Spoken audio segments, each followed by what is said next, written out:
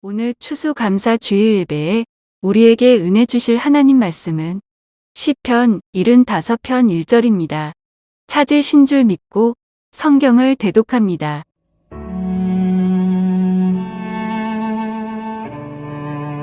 (75편) 하나님이여, 우리가 주께 감사하고 감사함은 주의 이름이 가까움이라. 사람들이 주의 기이한 일들을 전파하나이다.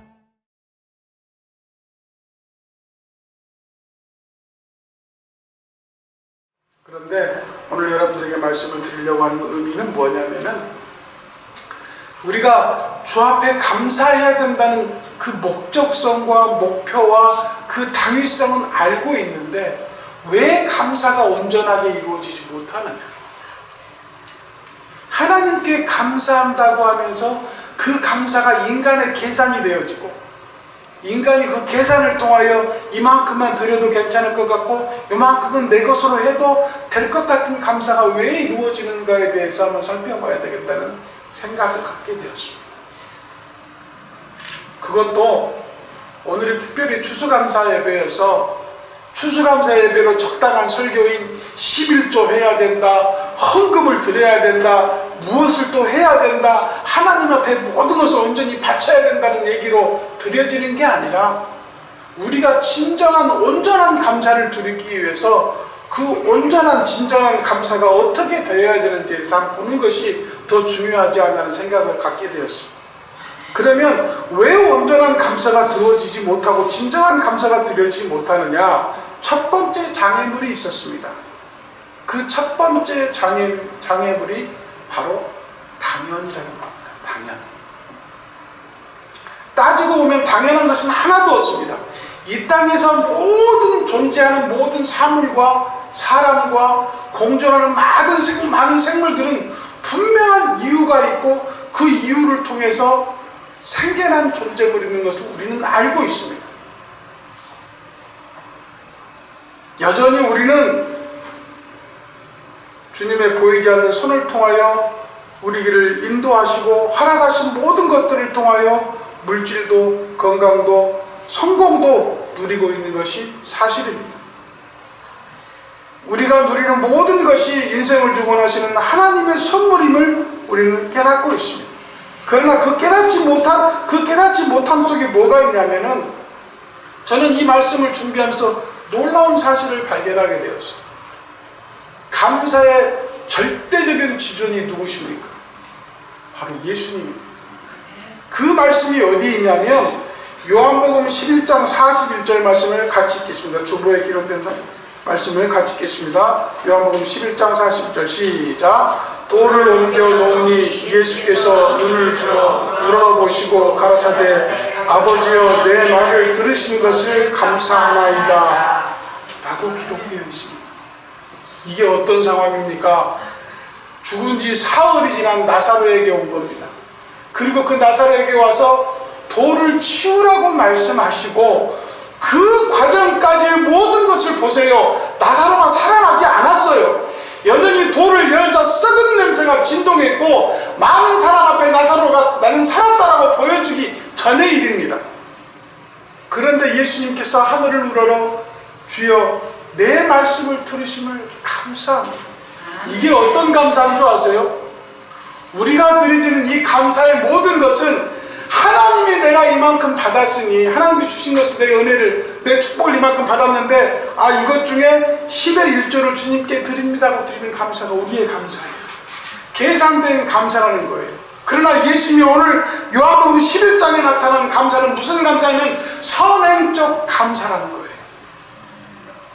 나사로가 살아나기도 전에 돌을 옮겨놓은 상태에서 모든 사람들의 나사로가 살아났다는 것을 보기도 전에 하나님께 감사한 이 감사가 진정한 감사라는 거예요. 그 진정한 감사가 어떤 감사입니까? 모든 것을 믿고 맡김에 나오는 감사라는 거예요. 이루어질 것을 믿는 감사. 하나님이 분명히 나의 길과 뜻을 펼칠 수 있도록 인도하실 것을 믿는 감사.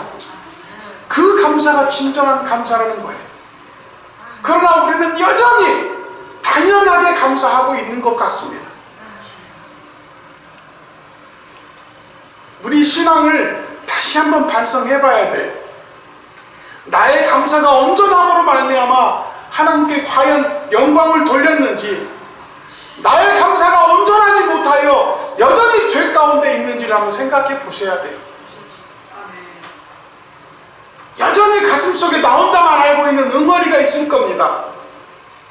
하나님께 제대로 감사하지 못해서 여전히 죄처럼 남아서 나의 목을 찌르는 가시가 분명히 있을 거예요. 그거 해결하셔야 돼요.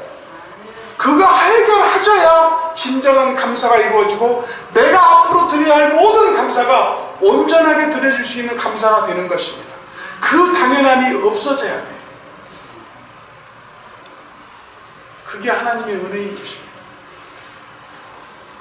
사랑하는 성도 여러분, 우리의 신앙이 무엇인가 이루어지고 내 영역에 무언가 확실한 증표가 나타나야만 감사하는, 결과론적인 감사는 하나님이 기뻐하지 아니하십니다.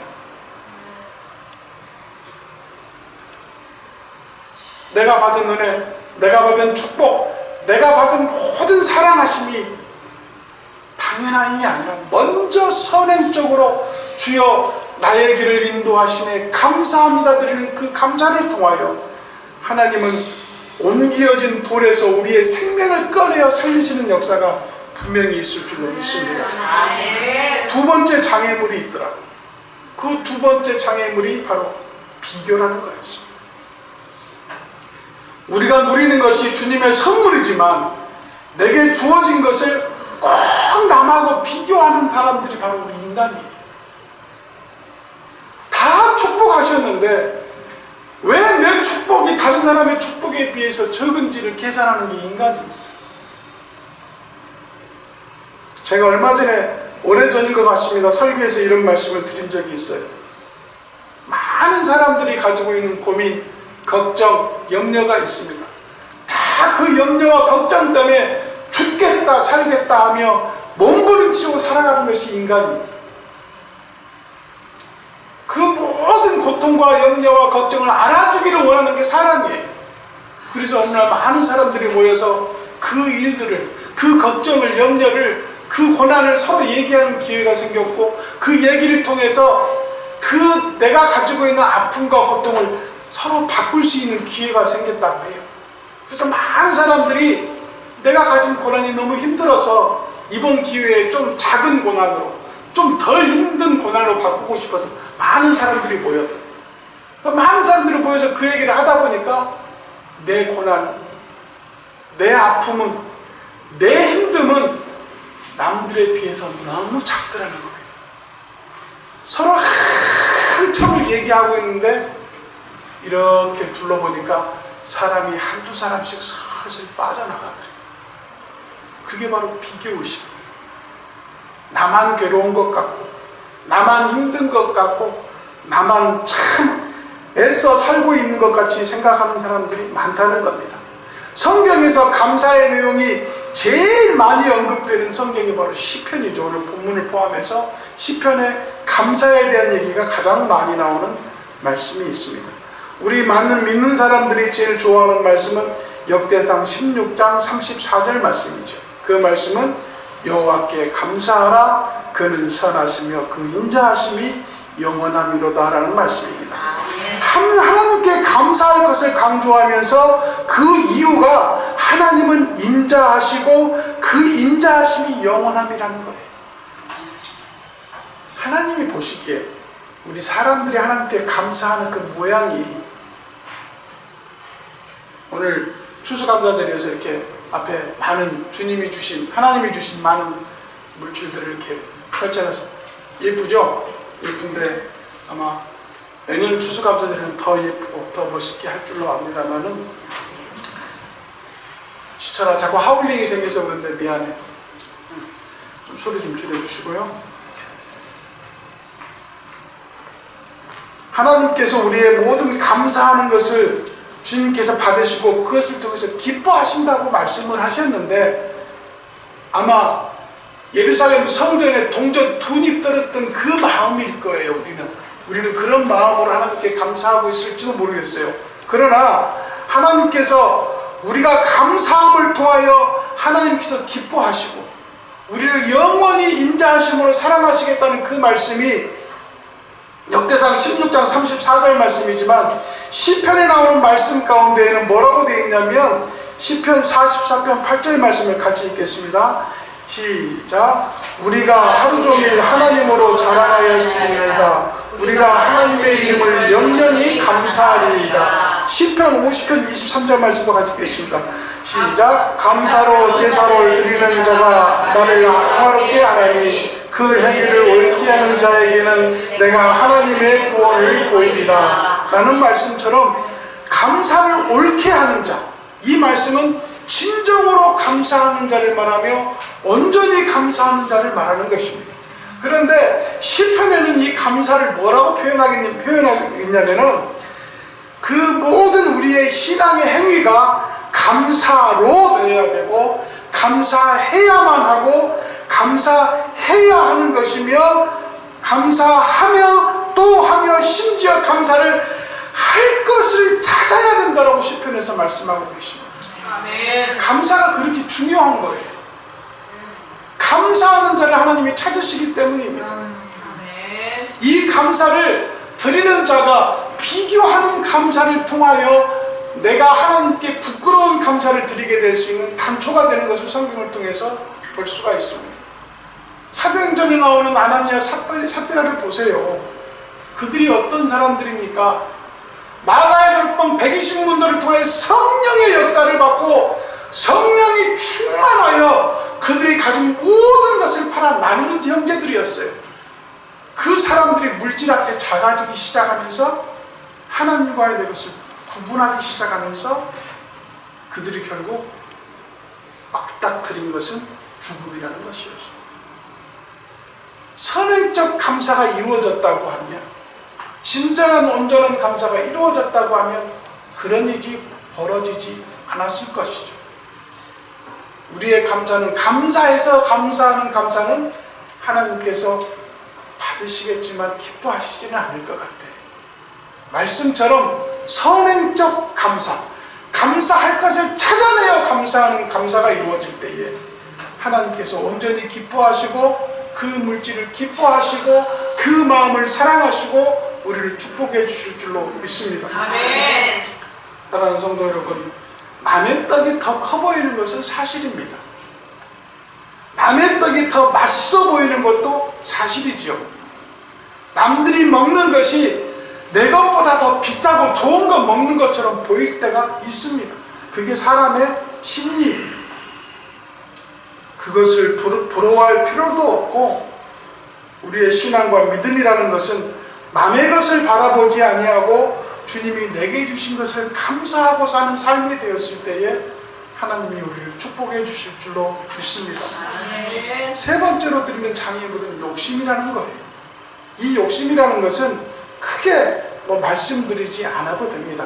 한 가지 말씀으로 우리 같이 은혜를 나눠보겠습니다. 마가복음 4장 19절입니다. 다같이 시작. 세상의 염려와 재기의 유혹과 기타 욕심이 들어와 말씀을 막아 견실치 못하게 되는 자요. 이 말씀은 여러분이 잘 아는 말씀이잖아요. 길가에 떨어진 말씀 가운데에, 많은 말씀 가운데에 그 엉겅퀴, 가시덤불이 있는 곳에 떨어지는 것입니다. 이 말씀을 통해서 세상의 염려와 재리, 즉 재산의 욕심과 유혹과 기타 욕심이 들어와서 우리의 말씀을 막아서 결실을 하지 못하게 한다는 말씀인 것입니다. 다시 말해서 우리의 감사가 자꾸 계산법이 들어가게 되면 하나님 앞에 기뻐함을 드릴 수 없는 감사가 되는 것입니다. 하나님, 제 형편 아시죠? 옛날엔 이렇게 했는데 지금은 이렇게밖에 못합니다라고 하면서 스스로 계산하여 하나님 앞에 드리고, 그걸 통하여 하나님께 읍소하는, 다시 말해서 주님, 내가 이렇게 된 것은 주님이 나를 축복하지 아니하심입니다라고 오히려 하나님을 원망하는 감사가 되는 경우도 발생하게 되는 것입니다. 그러나 하나님께서는 분명히 말씀하시기를, 갈라디아서 5장 16절에 말씀하시기를, 내가 이르노니 너희는 성령을 쫓아 행하라. 그리하면 육체의 욕심이 이루지 아니하리라는 말씀을 통해서 성령을 쫓을 때에 욕심이 사그라들고 말씀에 순종할 때에 욕심이 죽어버리는 사건이 일어난다는 것을 성경을 통해서 말씀하고 계십니다. 사랑하는 성도 여러분, 또한 에베소 4장 19절 말씀을 같이 읽겠습니다. 시작. 저희 감각 없는 자 되느니라. 죄송합니다. 제가 말씀 적어놓은 거하고 또 말씀이 틀리네요. 죄송합니다.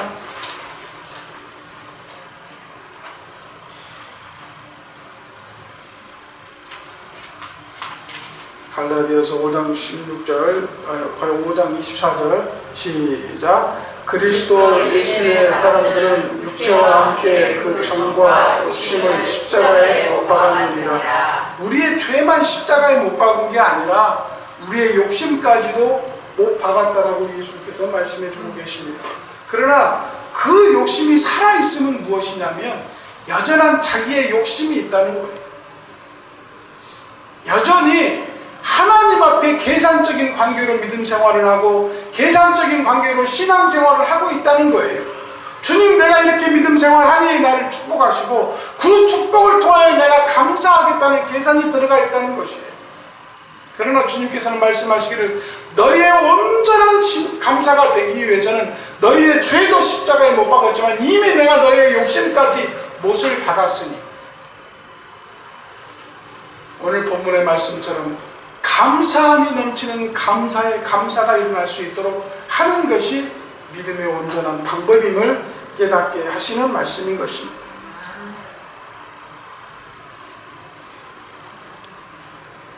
에베소 4장 19절 말씀에 저희가 감각 없는 자 되어 자신을 방탕에 방임하고 모든 더러운 것을 욕심으로 행한다라고 말씀하셨습니다. 이 말씀처럼 내가 그 감사에 대한 감각이 사라지게 되면 내 자신이 방탕함에 그냥 놓여지게 되고 그 놓여짐으로 말미암아 그 방탕에 빠져서 더러운 것들을 더욱더 욕심내게 하는 상황으로 몰고 간다는 것이죠. 그러나 주님은 말씀에 순종하는 자, 주님께 의지하는 자를 푸른 초장과 맑은 시냇물가로 인도하신다고 했는데 그 푸른 초장과 맑은 시냇물가로 인도함 받은 자는 많습니다. 그러나 그 시냇가에 뿌리 박은 나무는 적다는 거예요. 온전한 감사와 진정한 감사가 이룰 때에 푸른 초장과 맑은 시냇물가에 심겨진 나무가 되는 것은 바로 우리의 감사를 통해서 이루어짐을 깨달으셔야 됩니다. 아멘. 제가 양에 대해서 설명을 드릴 때에도 말씀을 드렸습니다만 양은 한번 넘어지면 일어나지 않는다고 하죠. 그 몸의 중심이 다 위에 있기 때문에 한번 뒤집어지면 일어나지 못한다고 하잖아요. 그래서 그 양을 뒤집어 놓기 위해서 목자가 필요하다고 말씀을 드린 적이 있습니다. 사람은요, 쉽게 깨달아지는 존재가 아닌 것 같아요. 뭔가 극한 상황과 악한 상황과 더 나쁘게는 죄까지 이르러서야 주님을 깨닫는 경우가 너무 많습니다. 그렇게 되지 않기 위해서는 우리가 매일처럼 감사의 생활이 이루어져야 된다는 것입니다. 결론적으로 말씀을 드리겠습니다.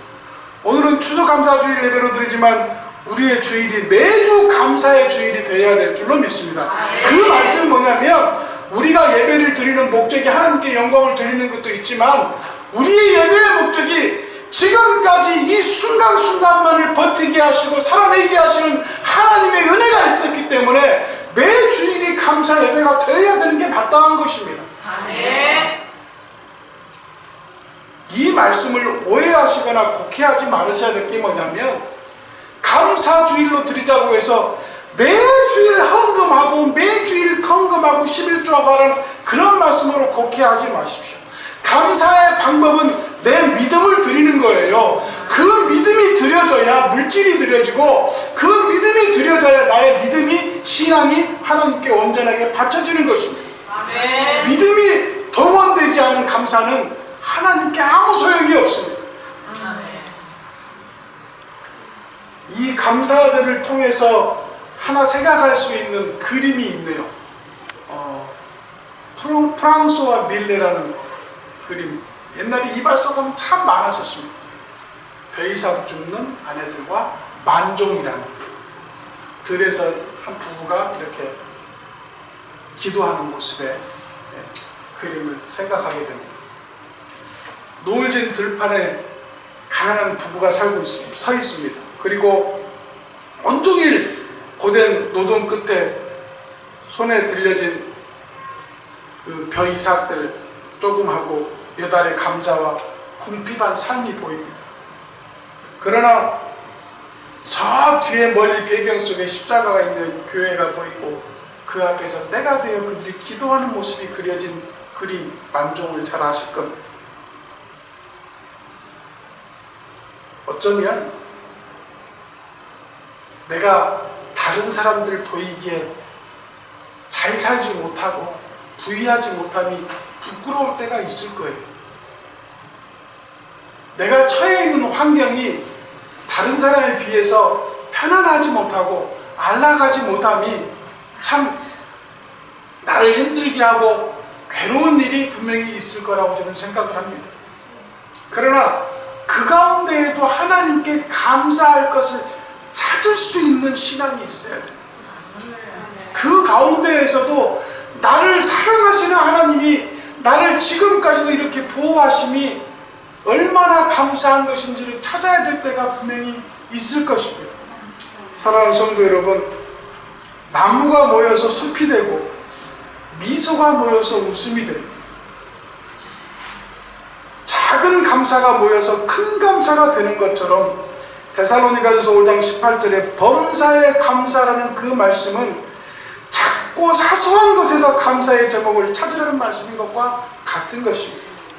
범사에 감사하라는 것은 때가 돼서 주일이니까 감사하고, 나에게 좋은 일이 생겼으니까 감사하고, 나에게 풍족하게 하시고 축복하셨으니까 감사하라는 말이 아니라 어쩌면 내가 숨 쉬고 있음을 감사하고, 내 입을 통하여 하나님을 부를 수 있음을 감사하고, 세상 노래 부르지 않냐고 하나님을 찬양할 수 있음이 감사하고, 내가 무릎 꿇고 하나님께 기도할 수 있음이 감사함으로 넘칠 때에 하나님이 우리를 사랑하시겠다는 말씀과 같은 것입니다. 빌립보서 4장 6절 말씀을 같이 읽겠습니다. 이 말씀에 기록되어 있나요? 안 돼, 죄송합니다. 빌립보서 4장 6절 말씀에 오직 모든 일에 기도와 간구로 너희 구할 것을 감사함으로 하나님께 아뢰라고 했습니다. 사랑하는 성도 여러분, 사리따 과부는요, 그 기름 한 방울과 밀가루 한 주먹을 감사함으로 드렸어요. 그 밀가루 한 주먹과 기름 한 방울이 어떤 거였습니까? 지금까지 나를 이렇게 고통스럽게 했던 배고픔, 가난함, 이것을 견디지 못해서 마지막으로 부쳐먹고 죽기 위해서 남겨둔 것이었습니다. 죽음과도 맞바꿀 만한 것들을 하나님의 종을 위해서 주었어요. 감사함으로 드렸더니 어떻게 되었습니까? 죽는 그날까지 기름이 떨어지지 아니하고 밀가루가 떨어지지 않음을 우리는 알고 있습니다. 그 감사를 드릴 수 있으니까 그 감사를 하나님은 기뻐하시겠다고 했어요. 큰 거 바라지 않아요. 수천만 원 매덕을 드리는 헌금을 바라지 않는다는 거예요. 온전한 감사는 내가 마땅히 하나님께 드려야 할 것을 드리고, 내가 드릴 수 있을 때 드리는 것이 감사라는 거예요. 억지로 드리는 감사를 하지 말라는 것이에요. 드릴 게 없으면 입으로, 육체로, 정신으로, 생각으로 하나님께 감사함을 드리시기 바랍니다. 그리하여 그 감사함이 내 입에서, 내 몸에서, 내 생활에서 떠나지 않게 하십시오. 그러면 하나님께서 어떻게 하실 줄 아세요? 우리를 위해서 하나님께 오히려 감사하시고, 썩은 내 진동하는 세상 속에서 통문을 여시고 우리를 구원해내시겠다고 말씀하고 계십니다. 사랑하는 성도 여러분, 아마 오늘도 여러 가지 감사한 일이 있었을 거예요. 아파트에서 교회 나오려고 내려오는데 버튼을 눌러주는 옆집 주인, 또 문을 열어주고 잡아주는 또 우편물과 택배를 통해서 땀을 뻘뻘 흘리면서 주시는 택배 아저씨들, 우리를 생활을 편하게 하기 위해서 주변 환경을 깨끗하게 하는 청소부 아저씨들, 얼마나 감사할 일이 많이 있습니까? 찾아보는 것들이 다 어떤 것들이었어요? 다 당연한 것들이었어요. 또 그러한 상황들을 통해서 비교하면서 내가 가지고 있는 환경이 비록 약하지만 내가 이렇게 살아낼 수 있도록 주님께서 도와주시고 인도하시면 얼마나 감사한 일이 많이 있습니까? 내가 욕심만 부리지 않는다면 나는 부자인 건데, 그 욕심 때문에 내가 부자 되기를 원해서 끊임없이 세상을 탐닉하고 세상의 것들을 바라보는 우리의 실력, 우리의 신앙이 참으로 부끄러울 때가 얼마나 많이 있습니까? 감사합니다라는 말에는 고맙습니다라는 말과 당신의 덕분입니다 라는 말이 섞여 있다고 합니다. 감사함이 사라지면 당연함이 자리 잡게 됩니다. 당연함이 자리 잡게 되면 그 모든 것들을 더하기 위해서 욕심이 생기게 되는 것이죠. 그러면 결국 그것은 감사가 파괴되는 일이 벌어지고 마는 것입니다. 벼에 나달이 모여서 벼 이삭이 되고 벼 이삭이 모여서 볕단이 되듯이 우리의 감사는 우리의 작은 신앙과 믿음이 모여서 감사드림이 더 크게 하나님께서 기뻐하신다는 것을 깨달으시기를 바랍니다. 지금까지도 채워주시고 지금까지도 복주시고 앞으로도 우리에게 채워주실 그 하나님께서 우리를 사랑하십니다. 우리와 함께 하시고 우리와 동행하십니다. 내가 가진 환경을 다 드리고 감사함으로 주님께 내 길을, 내 인생을 맡길 때에 하나님은 우리를 채우시고 우리를 축복해 주실 줄로 믿습니다. 아멘. 없는 것만 골라서 불평하지 마시고 있는 것을 감사하고 아멘. 있는 것을 찾아 감사함으로 감사함이 넘치는 매 일이 되시고 매 시간이 되시고 매 순간이 되시어서 하나님과 내 호흡이 같이 맞아들어가요. 하나님의 움직임과 내 움직임이 같이 움직여지는, 정말 하나님과 혼연일체되는 감사함을 통하여 감사함이 넘치는 추수 감사절이 되시기를 예수님의 이름으로 축복하고 기도합니다. 아멘. 잠깐 기도하겠습니다. 하나님, 우리에게 감사하게 하심을 감사합니다. 특별히 추수감사를 통해서 하나님께 영광 돌리게 하심을 감사합니다. 우리에게 당연함이 없게 하시고 우리가 받은 축복을, 은혜를 비교하지 않게 하시고 만나를 비축하여 쌓아놓기 위하여 쓸어모으는 욕심들이 없게 하여 주시고 마지막 남은 밀가루와 기름을 감사함으로 드릴 수 있는 믿음을 허락하여서 하나님이여 주님께 영광 돌리는 감사의 자녀들 되게 하여 주시옵소서. 우리와 함께 하시고 우리를 채우시고 믿는 자들이 충만하기를 원하시는 예수님의 이름으로 축복하고 기도하옵나이다.